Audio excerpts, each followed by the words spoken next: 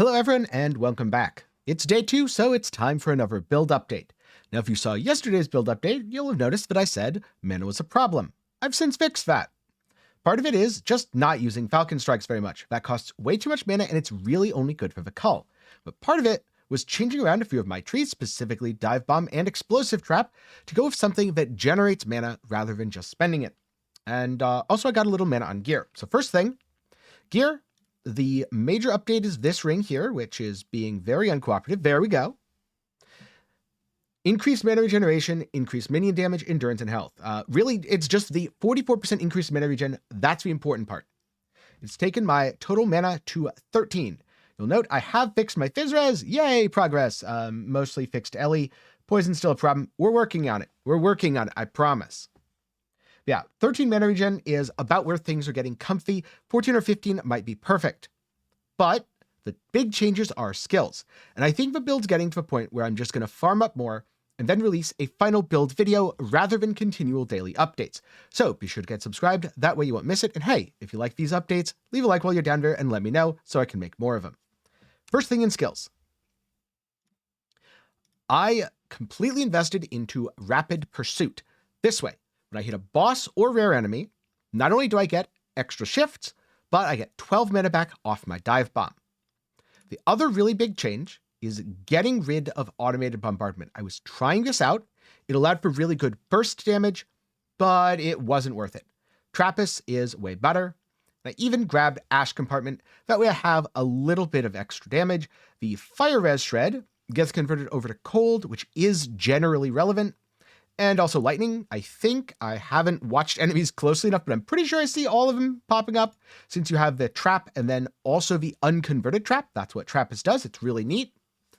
So that's been pretty good. The boom ballistas have been specced out, mostly shared enhancements, got a maximum damage transfer. And as usual, this is still pretty much a utility tree. I think the only big change is fake wings. But for anyone who hasn't seen my skills in detail, I'm going to go over them now, starting with falconry and explain some of the logic, at least for the major nodes. Alrighty, first up, Falconer's Mark. This does nothing but enable the later nodes, Marking Strikes and Avian Arsenal. Avian Arsenal is a great way to get massive amounts of base damage for your Falcon, so that's why I have it. You stack up the buff 10 times by consuming marks. This is why I wanted Marking Strikes to consume extra. I don't actually know if I get to 10 though, because I can't really see the marks applying the buff. Some buffs you can see, other buffs you can't. Also important is Hunter Spoils. That way, per 40 total attributes, i.e. if I get 40, 80, 120 total attributes, I'll be able to get extra mana back. Since the build's so mana starved, that's pretty good. For quality of life, I also got Wake of Wings. It's just 15% move speed, attack, and cast speed. That's pretty much it for the changes, but I do also have the nice Culling Strike from Bird of Prey. Basically, the only time I use this is on a boss when it's fully DR'd, because the insta-kill completely ignores boss DR. Then down here, Train to Hunt, Go for the Eyes, and Expose Weakness are just to transfer more of my stats over to the Falcon. Here in Shift, of course, you absolutely want to come down to Shadow Slip. You can either path left and down, or most of the time, through Velocity right and down. Now here I've done Lasting Presence, since I wanted to generate a shadow because to my understanding, and I haven't talked to someone to confirm this, it's just gut instinct based on watching numbers appear on my screen. I believe you need a shadow to generate a Shadow Falcon. I also get Elusive. It's really easy to get a ton of dodge here. That way, after I shift, I'm pretty good. Remember, we get extra cooldown from our Dive Bomb, so we can shift more for higher Shadow Slip uptime. These last points, you can genuinely put them wherever you want. I've actually considered just going and dropping Rebound, putting it into a little bit more mana, maybe a little more healing here with Breathing Technique. Now, on Explosive Trap, you're using Blast Rain with Impact Trigger. That way the traps rain down and immediately explode. But here's the really important part. What you need to do here is buff your Falcon as much as possible via Sky Signal. Recover your Falcon's cooldowns with Free Lofting Bird. This synergizes amazingly, by the way. And when you come up here, Siege Engineering is how you end up getting all the Boom Ballista procs. It's 50% of a normal mana consumption, so Ballista's actually relatively mana efficient. then Trappist is just more traps, therefore more hits. Now, for Explosive Ballista, the goal is to use Armed Construction to scale off of Dex. If you can get to 100, yes, that's 800% more damage, which is terrifying. Furthermore, you want to reduce the mana cost. The mana costs on these are really, really, really high. Even paying half is brutal. So I get that. Might as well add Practical Build. The duration lower is better. This way, I don't really feel the need to have Tripwire. Though if I had extra points, I might grab it. What's really important is coming over here. Shared Enhancements. You get damage stats transferred over. Then Sharpened Tips for base crit. Finally, Perfect Aim for crit chance. Sorry, crit chance and crit multi, which is really good. Right now I have 25% transferred over. What I really, really need is 100%. So I'm going to get like +3 Ballista on a relic. I'm pretty sure that's where they go. Maybe it's a chest piece. Either way, that's the long-term goal. I haven't actually looked up the slot. Coming over to Dive Bomb, remember it inherits everything from Falconry in terms of global damage scalars, i.e. global damage scalar. The goal here is to minimize the cooldown. It costs 0 mana due to Focus Hunter. Going down here for massive damage, trying to recover the cooldown as much as possible, getting extra mana when hitting enemies, and allowing myself to shift more with Rapid Pursuit. Then I grab this because it feels like a really nice 1-point wonder. Who knows? Do Shadow Falcons work? Are Shadow Falcons real? Find out on next episode when I've tested it and put together the full build guide.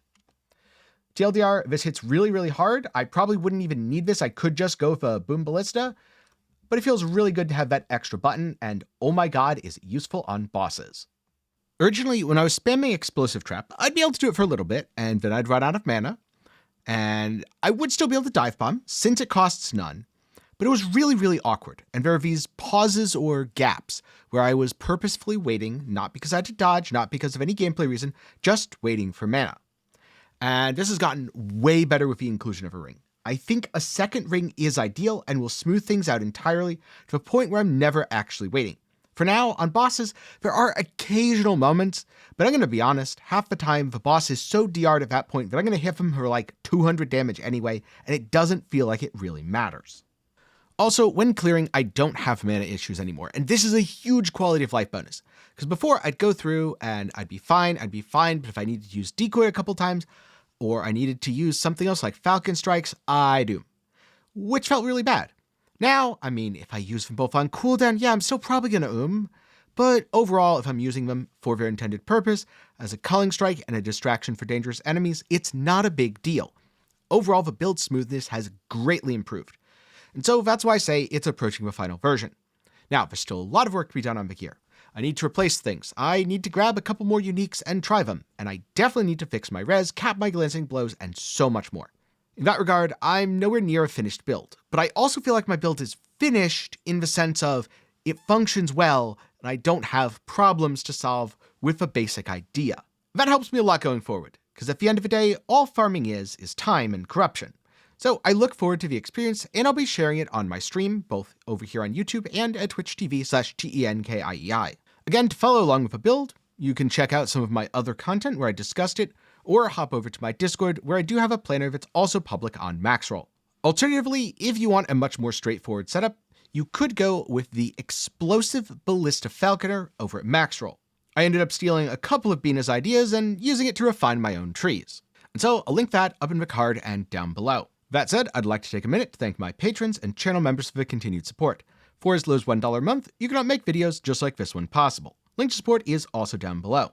Also, a big thanks to everyone who watched to the end. I'm not nearly done with this build yet, but after I am, I'm probably going to re-roll into a different Falconer since I already have the character leveled and I'll probably have half the gear anyway. And so I'm curious, what would you like to see there? Do you want to see what Shadow Dagger Falconer looks like, the zoomiest of the zoomies? Or are you more interested in doing something off meta, like Bleed? Personally, I'm really curious about the Bleed, but I probably have more gear for Shadow Daggers. So let me know down below and it might sway my opinion. Or maybe not. We'll see what the drops provide. With that, I hope you learned something, may your mana be smooth, and I'll see you in the next one.